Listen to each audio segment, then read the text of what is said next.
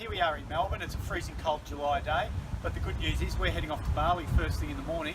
I'm just about to pack my board up, and I just thought I'd take an opportunity to show you exactly what I'm going to do and what I'm going to take on this trip. On the lead up to this trip, we've been Googling, trying to find out a bit of information about flying with stand-up paddleboards. I haven't been able to find too much, so I thought I'd put film our process so it makes it easier for you guys who are travelling in the future. So firstly, we're expecting quite a large swell to arrive on Wednesday, which is fantastic. They're calling it the biggest one for the year so far. I'm taking an 8'6".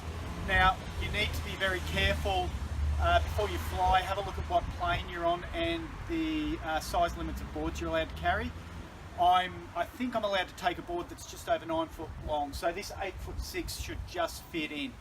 They're very particular about stand-up paddleboards because they're so large, so just do your research before you get to the airport, because I have heard if you have to turn around and get rid of your board at the airport, it can be quite tricky. And that can either happen in Australia or the country you're departing from, or from your destination as you're leaving, so it can be quite a pain in the neck, so do a little bit of research first. So this 8'6" should be fine. Now, I'm going to take 2 paddles just in case I snap one on my surfing paddle in my flat water, just as a backup, just in case something goes wrong. And you'll notice I've got a bit of a cover on the blade to protect those. I'm going to take 3 leg ropes because the swell's going to be large, so to allow for a couple of breakages. A shoulder strap for my board bag to make it easier going through the airport. A large sliding rear fin in case I decide to ride this board as a thruster. I'll probably be riding it as a quad most of the time, but you never know when you get over there, you don't want to get stuck. Now, very importantly, don't forget your tools. I'm taking 2 fin keys for these side bite fins to obviously take them out now, but put them back in when I get to Bali. A little Phillips head screwdriver in case I decide to put the rear sliding fin in. A 5/8 socket to remove the air vent, that's what I'm going to show you next, that's pretty important when you're flying. A roll of duct tape. I'm going to bubble wrap my board with the paddles, which I'll show you as well, and I'm going to duct tape it. Now you need to remember, you've got to duct tape it at the other end as well, so take a full roll so you can pack your board up before you fly home. Now, very important, when we get off the plane at the airport, we've got to get to our accommodation. Now the 8'6" board is too large to squeeze into a taxi over there, especially when I've got the wife and kids with me as well. So I'm taking a couple of really long ocean and earth roof rack straps in case we've got to rig up some sort of a system of strapping the board onto the roof. But we might even film that when we get there and show you how we get along with that process as well. Okay, so that's about it for the gear that I'm taking. Let's flip it over and we'll have a look at removing the vent and fins.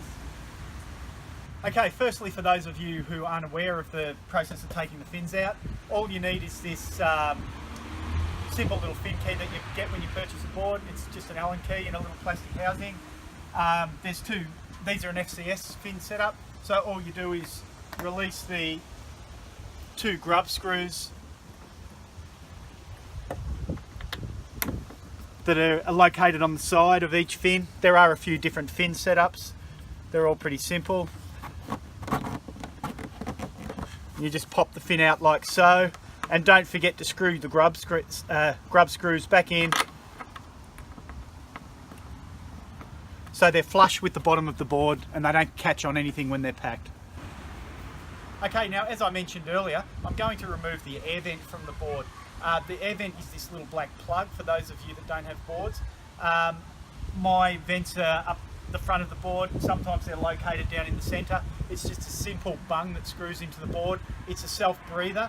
The reason we have these in the board is to handle heat differences. As the core of the board heats up and cools down, it expands and contracts, so you have to let the gases equalise. Now, similarly, when you're flying in a plane, when you're changing altitudes, the pressure increases and decreases in the core of the board, and you have to let air equalise as well so the board doesn't pop or crack.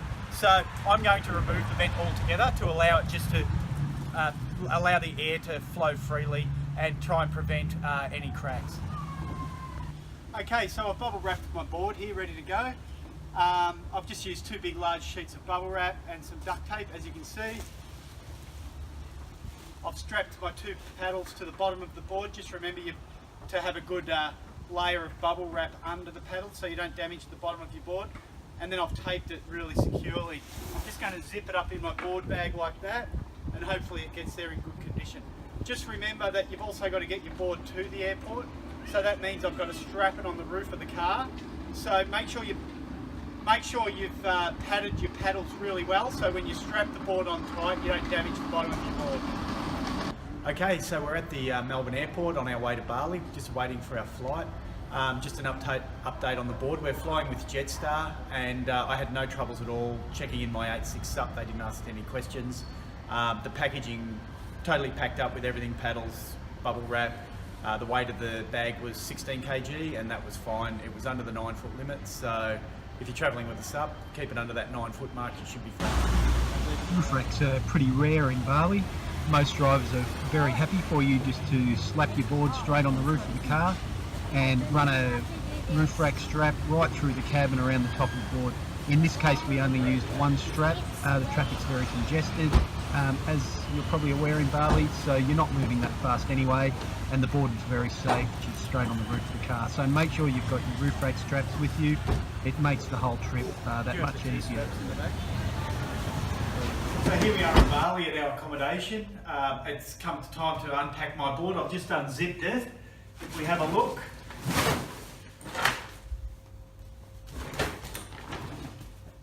it's all packed exactly the same as I popped it in, so it hasn't, paddles or anything haven't moved around in the shipping, so it was nicely taped. I'll just unwrap it and we'll have a look at the board and see if there's any damage, and take it from there. Okay guys, finally got around to finding a bit of time to finish off our video.